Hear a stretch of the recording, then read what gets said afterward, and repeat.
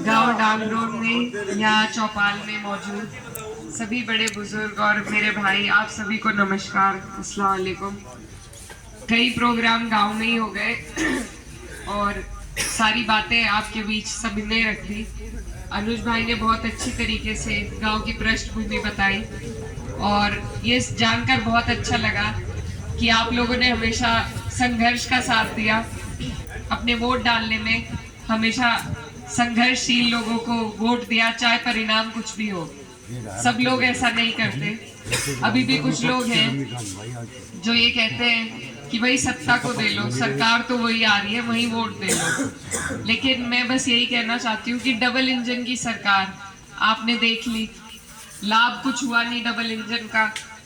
तो सत्ता को भी देकर तब फायदा है जब सत्ता का लाभ दिलाने वाला कोई योग्य व्यक्ति आपके बीच हो।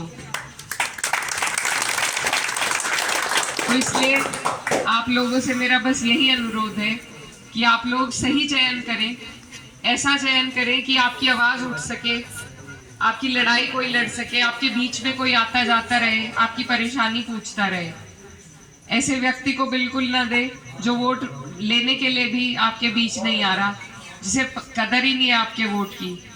क्योंकि कदर नहीं है, अगर आज भी वोट की कदर नहीं है तो बाद में तो बिल्कुल भी नहीं होगी। आज तो हमारा ही काम है, कल को आपके लिए उसका हमें काम करना है। अगर आज हमें कदर नहीं है तो कल को तो कभी भी नहीं होगी। बार बार अनुज भैया ये कह रहे थे कि ये गांव चौधरी चरण सिंह जी का अनुयायी है। मैं ये कहना चाहती हूँ कि पश्चिम में कोई भी व्यक्ति ऐसा नहीं है, और पूरे बल्कि उत्तर प्रदेश में खास तौर पर हमारे पश्चिम में, जो चौधरी साहब का अनुयायी ना हो। हम सब उनके अनुयायी हैं, उनकी विचारधारा से प्रेरणा लेते हैं। वो हमारे इलाके की शान रहे हैं, बहुत गौरव हमें उन पर है और रहेगा हमेशा।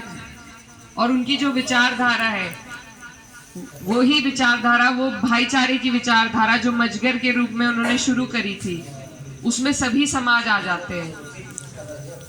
और किसान वर्ग खास तौर पर, तो उन्होंने जो हमारे लिए किसान वर्ग के लिए यहाँ पर किया है हमारे देश में, वो हम भुला नहीं सकते।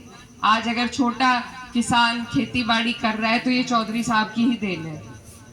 तो हम सभी उनके अनुयायी हैं और उनकी विचारधारा से हमारी विचारधारा मेल खाती है। आज मैं प्रत्याशी भी चौधरी साहब की ही देन थी, मेरा नाम जो उन्होंने आगे दिया। और शायद सिंबल होता, कोई और सिंबल होता, हालात कुछ और होते, लेकिन परिस्थिति बदल गई। पर विचारधारा अभी भी वही है। और मुझे पूरी उम्मीद है कि हमारा जो पूरा जिला है, जिसने 22 में भाजपा को यहाँ से हटाने का काम किया था, उनकी विचारधारा भी आज तक वही है। ये कभी भी पूंजीपतियों की, तानाशाहों की विचारधारा से मेल नहीं खा सकती। और जो सरकार में बैठे हैं जो लोग, उनकी तानाशाही की ही विचारधारा है। तो ये विचारधाराओं की लड़ाई है, ये ना पार्टियों की है ना सिंबल की है। तो आपको उस विचारधारा को संजो के रखना है, हम सबको उस विचारधारा को संजो के रखना है। हम सबको किसान भाइयों के लिए लड़ाई लड़नी है, और वो लड़ाई हमें सरकार से ही लड़नी है, क्योंकि सरकार ही हमारी सुनवाई नहीं कर रही। तो आप लोग सभी इस बात को समझते हैं, जानते हैं कि आपके क्या क्या मुद्दे हैं, क्या क्या परेशानियां हैं, पेमेंट की, आपके MSP की। ये सारी बातें कई बार हम गांव में दोहरा चुके हैं, तो आप लोग सब जानते हैं। मैं बस आपके बीच में ये कहने आई हूँ कि आज जो आप ये प्यार और मान सम्मान मुझे दे रहे हैं, ये मैं कभी नहीं भूल पाऊंगी। इसके लिए मैं दिल से आपका आभार व्यक्त करती हूँ। और आपको यकीन दिलाना चाहती हूँ कि अगर ऊपर वाले ने चाहा, आप लोगों ने मौका दिया, तो जिस तरीके से आज आप ये विश्वास मुझ में जता रहे हैं, इसे मैं कभी नहीं टूटने दूंगी। और